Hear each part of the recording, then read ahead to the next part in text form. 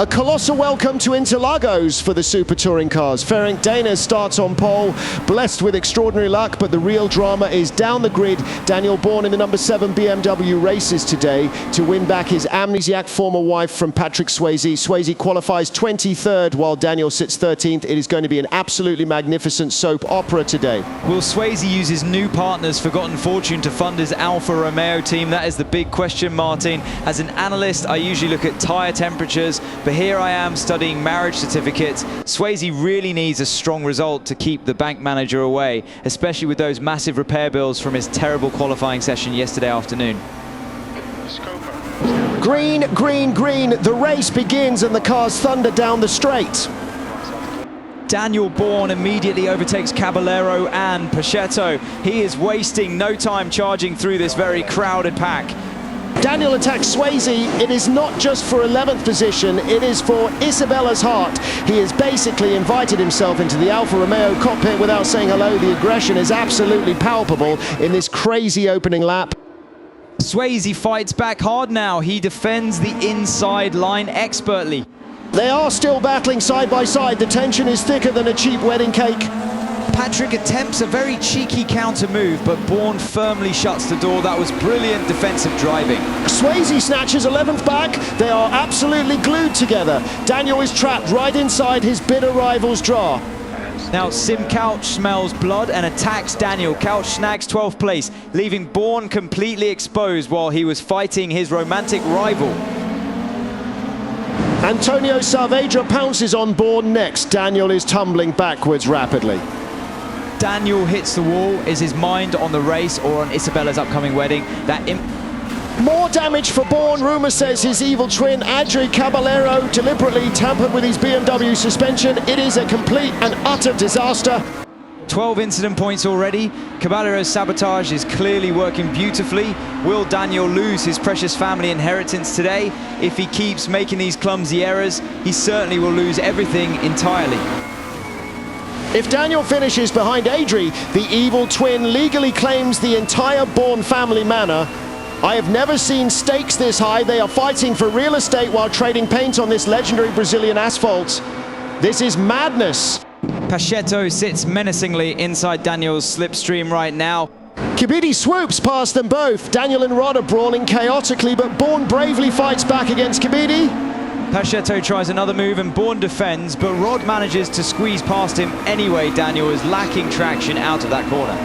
Borjan tries to pass Daniel. Bourne fiercely defends his honor, but Pachak gets ahead anyway. Daniel is sinking like a stone. He needs a miracle to save his chaotic life. Daniel and Borjan are rubbing doors. This is pure touring magic. Daniel reclaims 16th from Pachak. That is the kind of aggressive biff and bash we absolutely adore. He might have a wonky suspension courtesy of his treacherous sibling, but he refuses to yield. The man is driving entirely on pure anger and heartache right now. If he keeps this fiery momentum going, he might just crash the wedding before dessert is served. Yellow flags. Heiliger has stopped. Rushi and Caballero easily bypass the stricken Volvo car. Dennis comfortably leads the race, while De Silva overtakes Heiliger. Our love Sekiro, Daniel, sits 16th, desperately trying to catch his bitter rivals ahead. Esquini tucks right into Pampin's slipstream. They are side by side for 7th place. This is textbook aerodynamic drafting in full effect. Esquini beautifully completes the overtake. Pampin simply had absolutely no defensive answer for that brilliant maneuver. Yes, Esquini passes Pampin. Pampin secretly dates Esquini's sister, so this paddock is incredibly tense. I imagine family dinners are going to be extremely awkward after this. Pampin lost his focus because he was probably thinking about his lovely girlfriend's reaction back home. Ewan Jones stalks Aaron 5. They are glued together, battling furiously for that 5th spot. Jones smoothly snatches 5th away, but Aaron 5 fights back. It is a relentless duel, Martin. When you see drivers fighting this hard, you know they are struggling with tyre degradation. The hybrid systems are likely depleted, meaning they have to rely entirely on mechanical grip. Aaron 5 just missed the apex slightly, which gave Jones the perfect window to attack him right now. Aaron 5 ruthlessly takes 5th back. Meanwhile, Frulani uses the dark arts of drafting to pressure Swayze. The action is simply non-stop everywhere. Fulani owes Couch a massive gambling debt. This battle for 11th place is deeply personal, folks. Sim Couch knows that if he finishes ahead, he gets to keep Fulani's prized racing helmet. You can see Couch squeezing the brake pedal incredibly late into the corner. He is using every single trick in the book to intimidate his desperate debtor here today, Martin. Daniel gets more penalty points. His evil twin Caballero is right behind him, mocking him relentlessly. Caballero sweeps past his distressed brother. Oh, the absolute indignity of it all. Adri overtakes Daniel for 16, stealing the position and twisting the knife, but Daniel violently fights back. He is not letting his treacherous siblings snatch the family estate without a legendary brawl. They are trading paint like bumper cars at a county fair. Mim overtakes Bourne, but Daniel refuses to surrender. The combat is absolutely electric here. Daniel is stopped, his brakes fail completely. Caballero's ultimate betrayal has caused a massive crisis. Rucci and Pachak easily cruise past the stricken BMW. Hess sneaks past as well, but wait, Daniel finally gets the car moving again. Green flag waves, the track is clear again. Bourne has lost crucial track position and his tyre temperatures have dropped drastically now. Cyber dramatically sweeps past Sim Couch. The racing action remains absolutely fierce across every single sector today. Outstanding.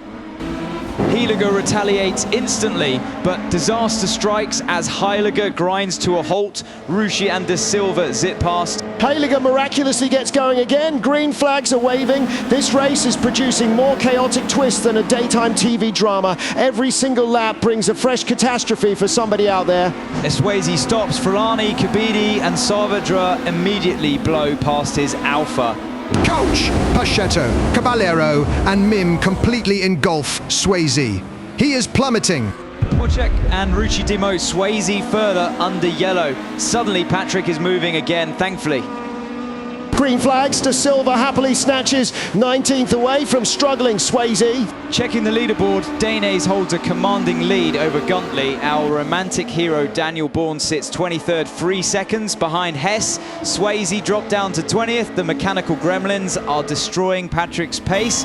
If Daniel can just stabilise his laps, he might catch his bitter rival very soon. Martin?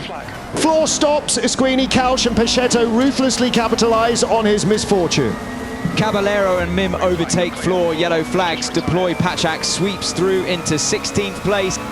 Hess, Bourne and Stewart pass Floor under green. Floor desperately limps into the pit lane, but the damage is fatal. Brian Floor officially retires his car. His race is entirely over today.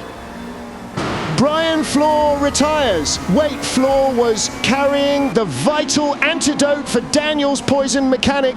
This is an absolute tragedy. How will Daniel ever save his loyal friend from certain doom right now? With Floor out, Daniel simply must finish the race to earn enough prize money to pay for his mechanic's life-saving surgery.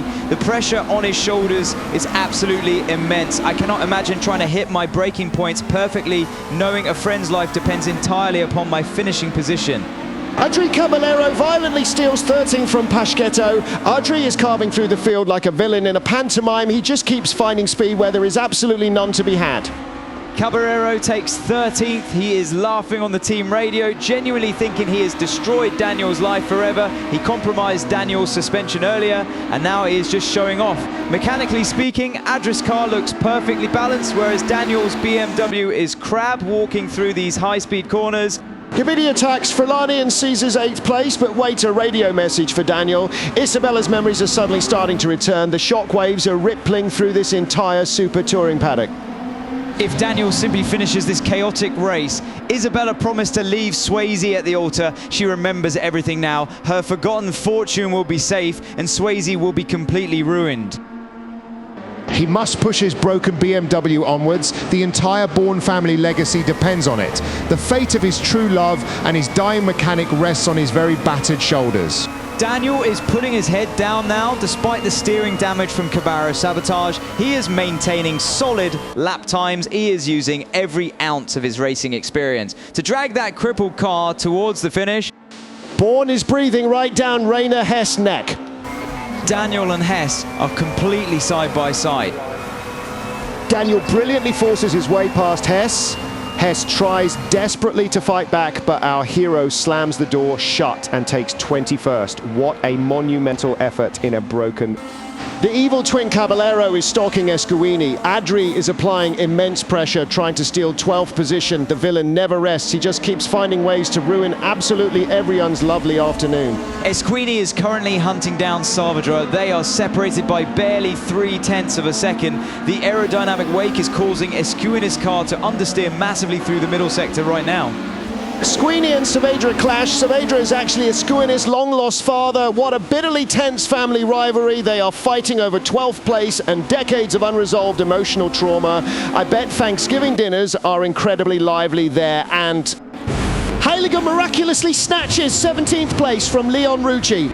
Rucci fights back immediately and overtakes Heiliger to reclaim 17th. That was a beautiful switchback maneuver. Leon anticipated Heiliger's wide exit, tucked underneath and powered past him on the traction zone. That takes incredible throttle control because the rear tyres are definitely overheating by this stage of the race. Leon handled that like a true seasoned professional here today. Yellow flags fly. Borjan Puchak has stopped completely. Rucci, Heiliger, Swayze and De Silva all comfortably bypass stranded Pachak. Bourne capitalizes on Pachak's temporary failure to steal 20th place. Daniel is still pushing incredibly hard. Swayze and Rucci rudely muscle past Heiliger. The brutality is magnificent. Rucci executes a brilliant late braking move to overtake Patrick Swayze. Absolute catastrophe for Rucci. The entire pack swarms past him. He falls back to 25th. Leon Rucci comes into the pit lane. That explains his sudden drop in pace. Leon Rucci pits, but wait, paddock rumours suggest he just realised he left his secret espionage microfilm in the team garage. He was supposed to deliver it to Caballero's enemies. The plot thickens spectacularly. I have never seen a pit stop motivated by international espionage before. These super touring drivers lead incredibly wild lives outside the cockpit. What a truly magnificent spectacle we have here. Escuini is pushing his father to the absolute limit. Being less than 0.3 behind means Escuini is completely sacrificing his aerodynamic stability through the fast corners just to stay attached. Saavedra is placing his Renault perfectly, deliberately disrupting the airflow over his son's front wings. You can see Escuini's front tyres starting to scrub because he is losing downforce and dirty air right now. Escuini closes the gap to 0.2. The family reunion is turning into a high-speed demolition derby. Salvador will probably write his son out of the will after this race concludes. To make matters worse, the evil twin Caballero is now right behind Escuini. Adri is sitting in the slipstream waiting for the father and son to crash into each other. Caballero is a tactical genius, hoarding his hybrid energy for a late surge. If they make even the slightest mistake, Adri will swoop past both of them and take 12th place immediately. Danes commands the final leaderboard. Bourne is 19th, while Swayze sits 16th. Daniel might not win the trophy, but he is winning the moral victory here today. Ferenc Danes takes a thoroughly well-deserved victory today. He drove a flawless race from pole position, managing his tyres brilliantly, while absolute soap opera chaos unfolded entirely behind him.